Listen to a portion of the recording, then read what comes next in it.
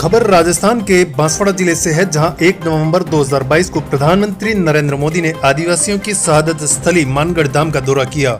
इस दौरे को लेकर अटकलें लगाई जा रही थी कि मानगढ़ धाम राष्ट्रीय स्मारक का दर्जा दिया जाएगा। इसके बाद वागड़ क्षेत्र सहित राजस्थान, मध्य प्रदेश, गुजरात, महाराष्ट्र से लाखों की संख्या में आदिवासी समाज सहित लोगों की भीड़ जुटी और आस बंधी की मानगढ़ धाम को राष्ट्रीय स्मारक का दर्जा दिया जाएगा, लेकिन ऐसी कोई घोषणा नहीं हुई। इसके बाद मुख्यमंत्री अशोक गहलोत ने आज अलवर में पत्रकारों से मुलाकात के दौरान कहा कि उनकी 3 मांगे थी, जिसमें एक मांग मानगढ़ धाम को राष्ट्रीय स्मारक घोषित करना, दूसरी चिरंजीवी स्वास्थ्य बीमा योजना को पूरे देश में लागू करना और डूंगरपुर से रतलाम तक रेल सेवा शुरू करना। इसमें क्या गलत था? फिलहाल तमाम बातों को लेकर भाजपा, कांग्रेस सहित तमाम क्षेत्रीय दल भी इस पूरे कार्यक्रम को लेकर क्या कहते हैं, देखिए पूरी खबर। हम 30,000 महिलाएं मध्य प्रदेश से आई हैं। यहाँ पे मानगढ़ धाम पर 1500 आदिवासी शहीद हुए थे। उनके शहीद स्मारक पर आज हम नरेंद्र मोदी जी से मिलने के लिए। सुनीता मीणा। आज बड़ा अहम दिन है। मुझे लगता है कि मानगढ़ इस धाम की तरफ एक नहीं 3 राज्यों के आदिवासियों का पैदल चलकर हजूम आ रहा है। नमन करने का दिन है। धूलि वंदना कार्यक्रम एक अनूठा कार्यक्रम। आज विश्व के अंदर सबसे बड़ा नरसंहार अगर आज़ादी के लिए हुआ, स्वतंत्रता के लिए हुआ, धरती के मान और सम्मान के लिए हुआ, तो इस मानगढ़ की इसी धरा पर हुआ। आज उन्हीं को नमन करने के लिए और आज़ादी की 75वीं वर्षगांठ जिनके बदौलत हम मना रहे हैं, विश्व के सबसे लोकप्रिय नेता आ रहे हैं। मैं समझता हूँ आज का दिन इस आदिवासी क्षेत्र में, चूँकि ये राजस्थान में मानगढ़ धाम है, राजस्थान के इतिहास में एक सुनहरा पन्ना जुड़ने जा रहा है। हम उनको नमन कर रहे हैं जिनके कारण से आज हम आज़ाद होकर स्वतंत्र नागरिक के रूप में सांस ले रहे हैं। कांग्रेस कह रही है कि कांग्रेस का ये आरोप, तो इसके पीछे भी राजनीति है। 52 वर्ष तक लगातार इस मुल्क में कांग्रेस को शासन करने का मौका मिला। आज़ादी के तुरंत बाद में कांग्रेस लगातार शासन में रही, तब उनको शहीदों की शहादत याद नहीं आई, मानगढ़ धाम याद नहीं आया, गुरु गोविंद याद नहीं आए। आज जब विश्व के सबसे लोकप्रिय नेता इस पूरे मानगढ़ को विश्व के पटल पर लाने के लिए आ रहे हैं, तब वो इस प्रकार के ओछे हथकंडे कर रहे हैं। मैं इसकी निंदा करता हूँ। सर, गुजरात के अंदर में चुनाव है, ऐसे के अंदर में वो राजनीतिक दौरा बताया जा रहा है। मैं समझता हूँ कि प्रधानमंत्री, मुख्यमंत्री जब तक रहते हैं, जब तक दोबारा चुनाव नहीं हो जाते हैं, उनके हर दौरे को राजनीति से जोड़ना मैं उचित नहीं मानता। ये मानगढ़ धाम सही सवाल हो जाएगा तो आदिवासियों के लिए किस प्रकार की ये तीर्थस्थल बनने जा रहा है। आज तक ये मानचित्र में जरूर था, पर अब ये पूरे देश नहीं, पूरे विश्व के आदिवासी संस्कृति को जानने मानने वाले लोगों के लिए तीर्थस्थल बनेगा और ये बहुत बड़ा एक तरह से इस पवित्र धरा को और पवित्रता मिलेगी जब लोग यहाँ उस चरण वंदन के लिए आएंगे जिनके कारण से हम आज़ादी मिली। कांग्रेस कुछ भी कर देती है और कर सकती है, उसकी बात पर इस देश के लोग विश्वास नहीं करते हैं। माननीय प्रधानमंत्री जी तो जो जलियांवाला बाग से भी बड़ा शहादत का केंद्र है और वो भी आदिवासियों का, उस शहादत को नमन करने के लिए पधार रहे हैं और मुझे लगता है कि ये राष्ट्रीय स्मारक घोषित हो सकता है।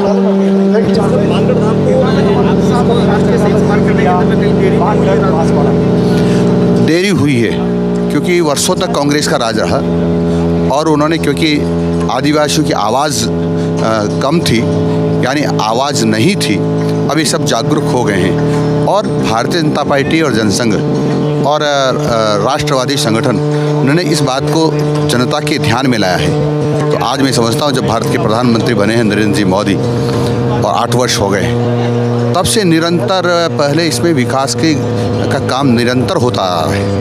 अब इसका और द्रुत गति से होगा क्योंकि मुझे लगता है जैसी संभावना है, सब लोग सोच रहे हैं कि राष्ट्रीय स्मारक घोषित होगा। साल 2023 के अंदर में राजस्थान के अंदर में चुनाव है, ऐसे के अंदर में बीजेपी की तरफ से सीएम का चेहरा, सीएम का चेहरा कमल का फूल होगा और भारतीय जनता पार्टी का कार्यकर्ता होगा। सिविल कोर्ट को लेकर ये जो बहसबाजी हो रही है, कांग्रेसी तो हर बात में सियासत करते हैं। धारा 370 समाप्त न हो, इस बात में भी कोशिश की उन्होंने। भगवान राम का मंदिर न बने, इसमें भी उन्होंने कोशिश की और सब प्रयास की कि अच्छे काम ना हो। और जो समान कानून आचार संहिता की बात चल रही है, उस पर भी वह प्रोपेगेंडा कर रहे हैं। पर ये तो देश की मांग है, सभी प्रदेशों की मांग है कि समान कानून आचार संहिता लागू होना चाहिए। यदि गुजरात ने पहल की है तो बहुत अच्छी बात है। नहीं होता है। भारतीय जनता पार्टी एक विचारधारा पर आधारित पार्टी है, कार्यकर्ता बेस्ड पार्टी है, अब मास पार्टी हो गई है। इसलिए किसी से कोई नुकसान होगा, क्योंकि भारतीय जनता पार्टी की विचारधारा मानने वाले लोग, देशभक्त लोग, इस देश में विश्वास करने वाले लोग और इस देश की माटी से प्यार करने वाले लोग भारतीय जनता पार्टी को वोट देंगे। से नहीं, 1300 ईस्वी से ही साल से हमारे देश की आज़ादी में बहुत बड़ा गुरु गोविंद जी का और यहाँ के आदिवासी भाइयों का योगदान रहा। जलियांवाला बाग की तरह ही ये धाम रही है। पूर्व में 2000 लगभग 22 साल पहले मुख्यमंत्री अशोक गहलोत जी ने यहाँ स्तंभ लगवाया था और आज प्रधानमंत्री जी पधार रहे हैं तो मुख्यमंत्री जी ने मांग भी की है कि इसको राष्ट्रीय धरोहर घोषित करें। तो हमें अच्छा लगेगा कि इसको राष्ट्रीय धरोहर घोषित करने का काम मुख्यमंत्री अशोक गहलोत जी की मांग को प्रधानमंत्री जी मानते हुए घोषित करें तो इससे और अच्छा होगा। हालांकि यह बहुत शानदार स्थल हमारे पूर्वजों की याद में नई पीढ़ी इसको सीखेगी, देखेगी, समझेगी किस तरह हमें डेमोक्रेसी मिली, किस तरह हमें वोट का अधिकार मिला, हमारे कई पूर्वजों का यहाँ बलिदान हुआ, उसकी स्मृति में ये मानगढ़ धाम बनी हुई है। सर, इस धाम को राष्ट्रीय स्मारक घोषित नहीं कर पाई, अब पीएम के आने पर इसको स्मारक घोषित किया। देखो, ये चीज़ें राजनीति का काम नहीं है। जब देश की आज़ादी में डेमोक्रेसी कांग्रेस लेके आई है, कांग्रेस के कई पूर्वज जो हमारे यहाँ गुरु गोविंद जी हैं, उनके साथ कई लोगों का बलिदान हुआ है। ये राजनीतिक रंग देने का काम कुछ छोटी सोच के लोग करते हैं। ये कोई राजनीतिक रंग नहीं, ये एक शहीदों का काम है और इसको स्मारक के रूप में घोषित करना चाहिए। मुख्यमंत्री जी की जो मांग है उसको प्रधानमंत्री जी को मानना चाहिए, उसको घोषणा करनी चाहिए। बाकी जहाँ तक सवाल इस धाम का, तो आप देखो किस तरह इसको राज्य सरकार ने अच्छी तरीके से डेवलप किया है। हर हमारी हिंदुस्तान में हर जगह कोई न कोई ऐसी जगह है जहाँ बलिदान नहीं हुआ हो। हर मिट्टी में, चाहे मुगलों के राज में बलिदान हुआ हो, अंग्रेजों के राज में हुआ हो, हमारे पूर्वजों ने, जिसमें मानगढ़ धाम जलियांवाला बाग से कम नहीं है, उसी के बराबर यहाँ पे कई लोग शहीद हुए हैं। तब जाके करते हैं तो निश्चित रूप से राजस्थान के लिए तो आज भी है, पास में गुजरात जुड़ा हुआ है, मध्य प्रदेश है, लेकिन कभी भी दूसरे राज्य के मुख्यमंत्री हो, ये सभी लोगों का आना जाना रहता है। लेकिन इस धाम की राष्ट्रीय धरोहर घोषित करने की मांग केवल अशोक गहलोत जी ने की है। इस बात को प्रधानमंत्री जी मानेंगे निश्चित रूप से, हम यही उम्मीद है। देखो, राजनीति के हिसाब से करते रहते हैं, कमेटियां गठित करना, ये काम करना, लेकिन हकीकत इसमें कोई राजनीति नहीं होनी चाहिए।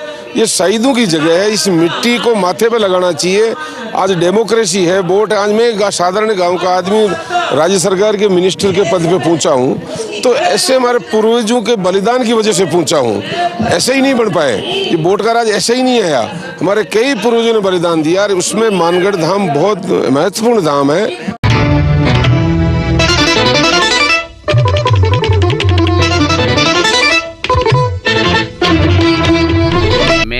ईश्वरलाल सरपोटा, प्रधान पंचायत समिति सागवाड़ा।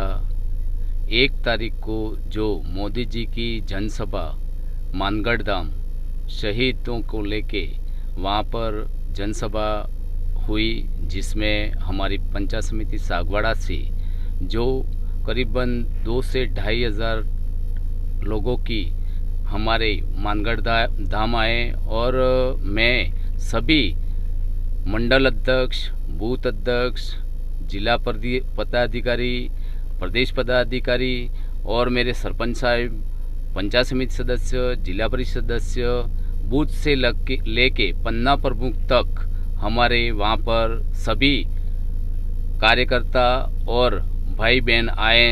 उनका मैं तहे दिल से हार्दिक आभार व्यक्त करता हूँ। साथ ही मोदी जी ने जो वहाँ सभा की, उसमें लगभग 1.5 से 2 लाख की संख्या पधारी और मोदी जी का आभार व्यक्त किया। उसी के लिए मैं सबका आभार व्यक्त करता हूँ। जैसे ही मोदी जी आए, हमारे पहले तो गुरु गोविंद जी के स्मारक वहाँ पर जाके धूणी पे जाके नमन किया।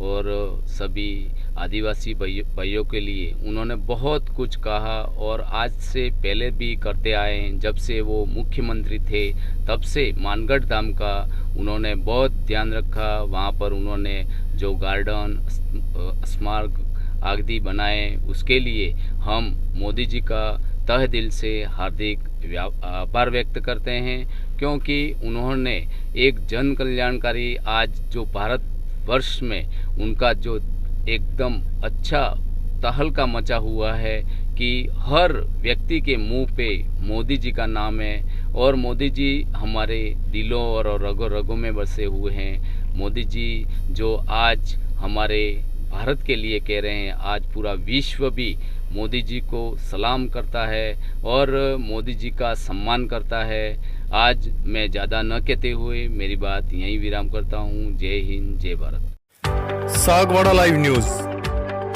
जी हाँ, लेटेस्ट खबर पाने के लिए चैनल को सब्सक्राइब कीजिए, वीडियो को लाइक कीजिए और शेयर कीजिए। धन्यवाद।